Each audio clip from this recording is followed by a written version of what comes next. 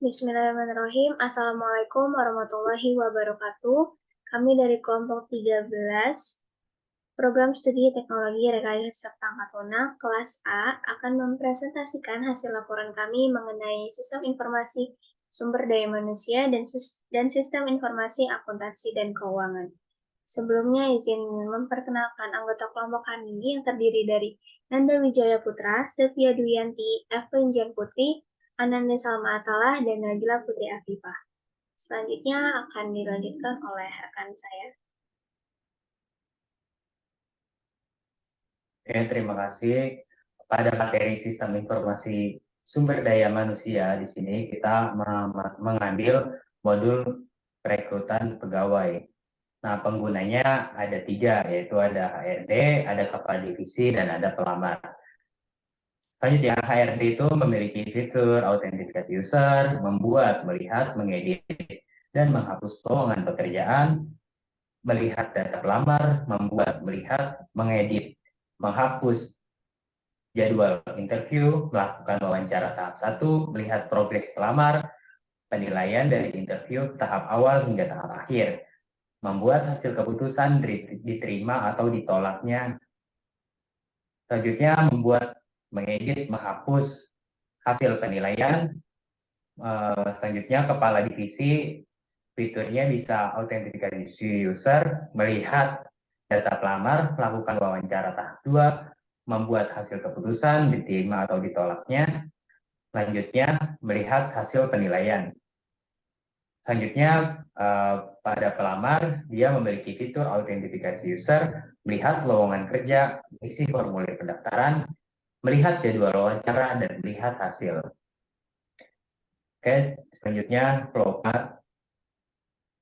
Kemudian untuk bagian flowchart sendiri, ada 4 bagian, yaitu pelamar, sistem, HRD, dan divisi. Dimulai dari HRD. HRD di sini membuat data berupa info lowongan pekerjaan. Kemudian loker ini masuk ke dalam database sistem dan output multi dokumen bisa dilihat oleh pelamar. Dari database ini pula terdapat dokumen berupa data lowongan yang bisa diedit oleh HRD. Setelah pelamar melihat lowongan pekerjaan, pelamar melakukan proses pencarian pekerjaan, terus masuk ke data pelamar pekerjaan dan disimpan oleh database sistem. Kemudian HRD tentu dapat melihat data pelamar dan HRD bisa mengedit ke thread update delete jadwal wawancara, kemudian masuk kembali ke database sistem, dan pelamar bisa melihat jadwal wawancaranya. Kemudian dari database di sini HRD dari jadwal wawancara ini HRD melakukan wawancara tahap 1 dan memberi penilaian tentunya. Kemudian dari data penilaian itu masuk kembali ke database oleh sistem dan pelamar dapat melihat hasil wawancara tahap 1-nya. Kemudian dari database penilaian yang sudah dilakukan oleh HRD, kepala divisi di sini dapat melihat daftar pelamar yang lolos di tahap 1, kemudian melakukan kembali wawancara di tahap kedua, kemudian memberikan penilaian juga, dan masuk ke database sistem. Kemudian pelamar bisa melihat hasil wawancara tahap 2-nya, dan HRD dapat melihat seluruh progres pelamar, kemudian membuat keputusan penerimaan pegawai, kemudian data ini dimasukkan lagi ke database sistem dan mengirimkan notifikasi kepada pelamar terkait hasil penerimaannya apakah diterima atau tidak. Kemudian kepala divisi tentu dapat melihat karyawan siapa saja yang lolos. Kemudian selesai di HRD. Kemudian masuk ke prototipe Figma. Ya, jadi pada sistem recruitment pertama ada tampilan login yang terdapat pilihan untuk masuk sebagai HRD atau kepala divisi. Berikut tampilan ketika masuk sebagai HRD. Terdapat menu dashboard, application process, job categories, interview schedule, dan result.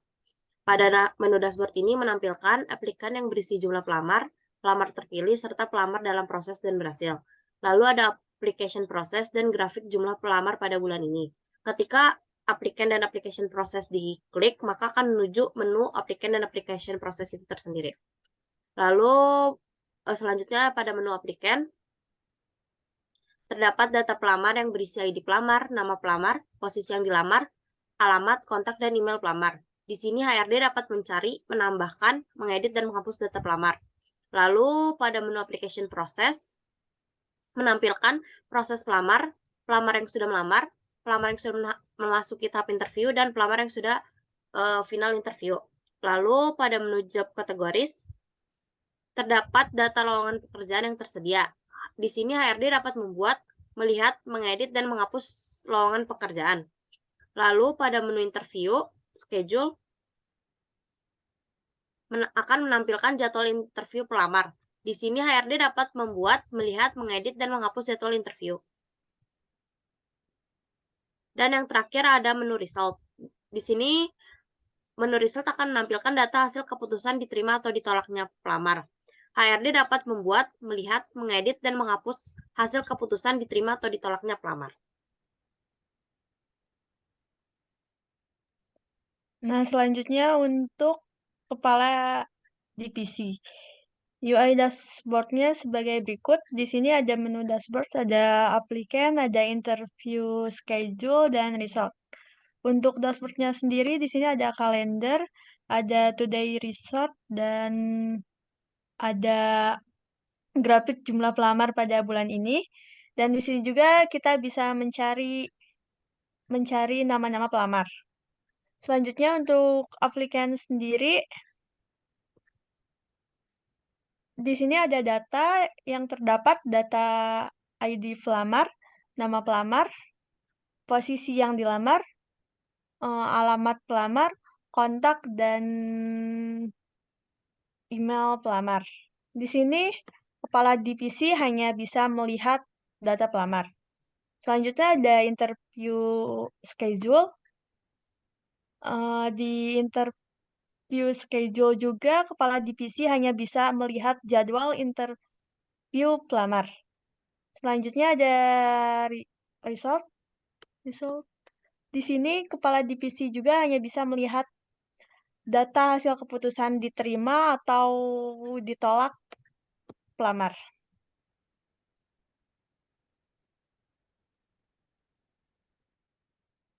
Selanjutnya, berikutnya adalah UI user atau pelamar. Pada bagian depan terdapat sign up untuk melakukan autentifikasi user dengan mengisikan email, username, password, lalu membuat akun, atau bila sudah mempunyai akun, hanya login saja.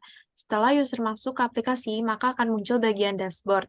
Di sini terdapat 4 menu, yaitu job categories, job registration, interview, dan result. Di bagian bawah juga dapat melihat job categories apabila pencet see all, maka akan muncul jobs apa saja yang ada. Menu pertama adalah job categories. Di sini terdapat beberapa job yang ada serta deskripsi, dan user dapat mencari jobs apa saja yang tersedia dan bisa melakukan apply secara langsung. Selanjutnya, jika user klik apply, maka akan masuk ke dalam menu job registration. User diminta untuk mengisi nama, alamat, nomor handphone, email, mengupload resume, dan job apa saja yang di-apply. Lalu user akan mendapatkan jadwal interview, dan saat jadwal interview tiba, maka user akan mendapatkan reminder. Selanjutnya, menu result. Di sini terdapat biodata pelamar yang berisikan nama, umur, jenis kelamin, alamat, dan job yang dipilih. User dapat melihat hasil apabila keterima atau ketolaknya dengan mengklik check result, maka akan menampilkan hasil yang didapatkan. User dapat langsung balik ke menu home dengan pencet back to home.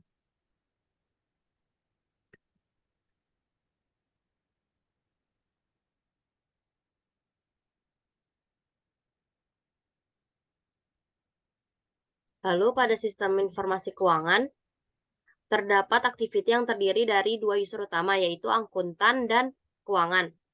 Pada aktiviti akuntansi ini melakukan proses bisnis laporan keuangan yang dilakukan oleh pengguna akuntan yang memiliki fitur autentifikasi user, melihat, mengedit, menghapus, menambah data pembelian, melihat, mengedit, menghapus, dan menambah data penjualan, melihat, mengedit, menghapus, dan menambah data utang piutang, melihat dan mencetak data pemasukan, serta melihat, mengedit, menghapus, dan menambah data buku besar. Lalu pada aktiviti keuangan, melakukan proses bisnis laporan keuangan yang dilakukan oleh pengguna keuangan memiliki fitur autentifikasi user, melihat, mengedit, menghapus, menambah data pemasukan, melihat, mengedit, menghapus, dan menambah data pengeluaran, melihat, mengedit, menghapus, dan menambah data arus kas, melihat, mengedit, menghapus, dan menambah data investasi, dan melihat dan mencetak data buku besar.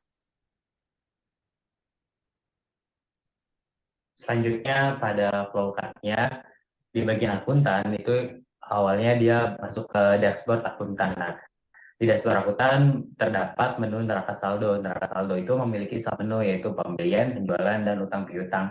Di ketiganya itu bisa klik trade update dan delete.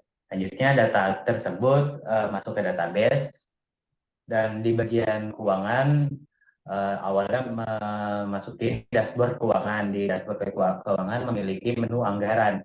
Menu anggaran memiliki submenu pemasukan dan pengeluaran. Di situ bisa klik trade update dan delete, lalu datanya masuk ke database.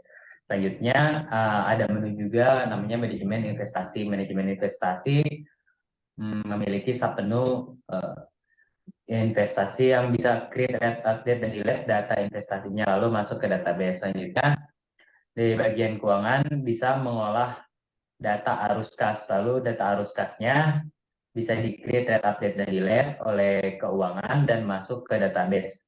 Selanjutnya di bagian akuntansi bisa juga melihat data arus kasnya yang tadi diolah di keuangan. Selanjutnya di bagian akuntansi bisa membuat laporan, melakukan proses pembuatan laporan buku besar. Lalu laporan buku besarnya dikirim ke database dan bisa dilihat oleh keuangan. Di keuangan bisa melihat data buku besar. Selesai.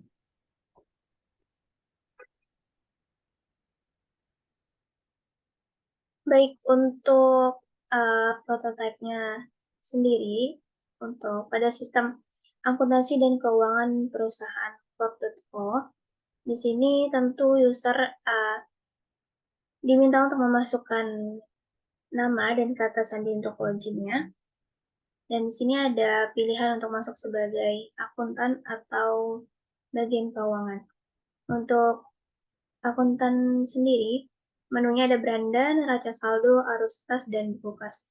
Untuk di beranda sendiri, ada beberapa tampilan seperti grafik penjualan dan grafik pembelian. Di sini ditampilkan summary 30 penjualan bulan ini, dan totalnya itu ada berapa gitu. Kemudian di grafik pembelian juga diperlihatkan laba kotor dan laba bersihnya. Kemudian penjualan per produk bulan ini. Di sini terdapat 4 produk teratas dengan jumlahnya ada berapa dan nilainya seberapa, jumlahnya berapa banyak totalnya. Kemudian ada total keluar masuk kas. Kemudian kita masuk ke menu neraca saldo. Di sini dibagi 3, ada pembelian, penjualan, dan utang piutang. Untuk pembelian sendiri, di sini akuntan dapat mencari, menambahkan data pembelian, mengedit, dan menghapus. Kemudian di sini ada nomor pembelian, ada nama pembeli, terus ada tanggal pembeliannya, dan barang apa yang dibeli, kemudian statusnya. Status di sini berupa seperti pembayarannya, apakah sudah lunas, belum dibayar, ataupun masih dibayar sebagian. Kemudian ada tampilan sisa tagihannya juga, dan total yang harus dibayar gitu. Kemudian untuk penjualan, Sama seperti pembelian, akuntan dapat mencari, menambah data penjualan, mengedit, dan menghapus.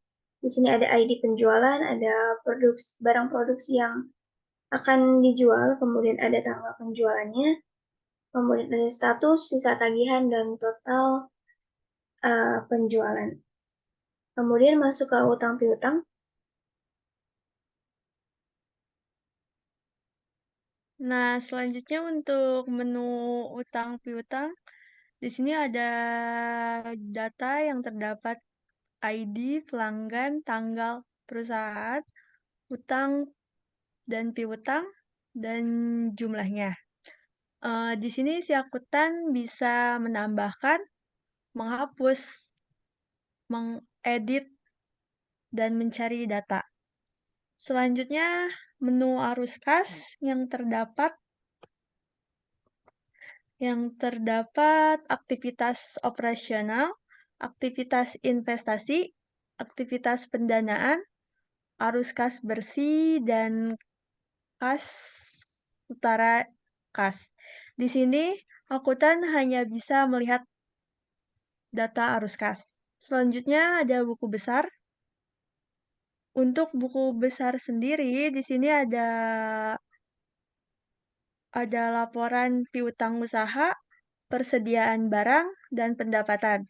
Di sini akuntansi bisa menambahkan, mengedit, dan menghapus data. Selanjutnya ada UI keuangan. Untuk tampilan dashboard sendiri sebagai berikut, dan di sini ada menu beranda, anggaran, arus kas, manajemen investasi, dan buku besar.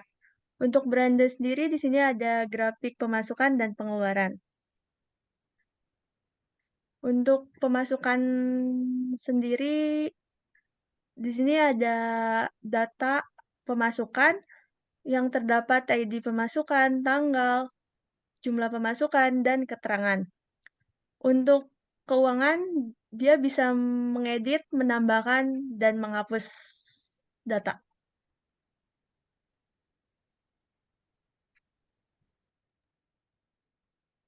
Selanjutnya adalah pengeluaran.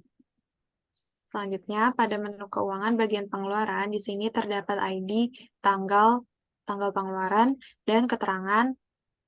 Keuangan juga dapat mencari, menambah, mengedit, dan menghapus data pengeluaran. Selanjutnya, terdapat menu arus kas. Di sini keuangan hanya dapat melihat dan mencetak data arus kas. Di dalam arus kas terdapat aktivitas operasional, investasi, pendanaan, dan arus kas bersih. Selanjutnya, terdapat menu manajemen investasi. Di manajemen investasi terdapat nomor, nama pemilik dan perusahaan, tanggal melakukan investasi, karakter, total investasi, dan berapa persen perusahaan tersebut melakukan investasi. Keuangan juga dapat mencari, menambah, mengedit, dan menghapus data manajemen investasi. Menu yang terakhir adalah buku besar. Di sini keuangan dapat melihat, mengedit, menambah, menghapus data buku besar. Di dalamnya juga terdapat piutang usaha, persediaan barang, dan pendapatan. Selanjutnya user dapat logout.